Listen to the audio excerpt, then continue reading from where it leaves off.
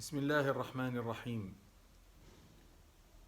En vertu de ce que nous avons pu développer lors des 5 dernières vidéos, tout musulman qui se respecte devrait s'atteler à lire le Coran et à en mémoriser ne serait-ce qu'un seul de ces plus ou moins longs 114 chapitres ou une de ces 60 parties de longueur à peu près égale ou encore un de ces beaux passages dont il regorge.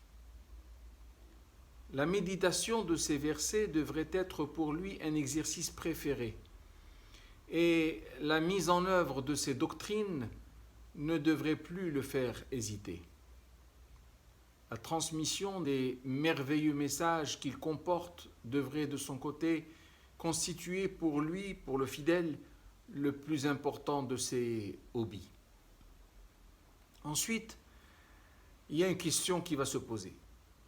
Cette question est comment entamer un processus à 5 étapes comme celui-ci. Il faut bien y aller, nous sommes tous maintenant d'accord, et pour cela, le fidèle a besoin d'un déclic. Et ce déclic n'est autre que celui de la foi et de la vénération.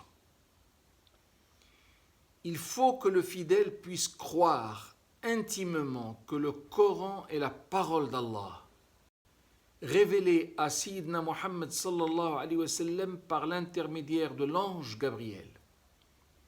Il faut aussi qu'il soit persuadé que le Coran n'est ni un propos passager, ni un conte de fées, mais véritablement une parole divine dont Allah a bien voulu nous combler, a bien voulu combler l'ensemble de l'humanité.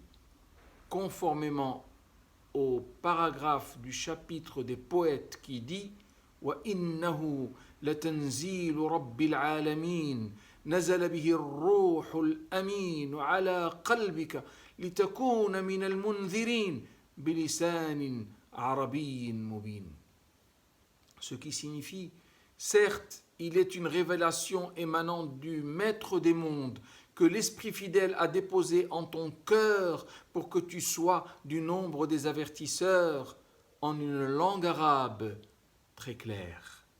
À partir de là, et dès lors que l'on accède à cette croyance, on se met à l'aimer, à aimer le Coran. Et le processus de vénération prend le pas et les 5 étapes dont nous avons parlé se mettent en chemin. Ibn Abbas radiyallahu anhu disait, si tu veux savoir si tu aimes Allah vraiment, alors regarde qu'est-ce que tu ressens vis-à-vis du Coran. Regarde qu'est-ce que le Coran représente pour toi. Et si tu trouves que tu aimes le Coran, alors sache que tu aimes Allah. Car le Saint-Coran est la parole d'Allah. Aide-nous Seigneur à mieux vénérer le Coran. Aide-nous Seigneur à réellement aimer le Coran. Amen.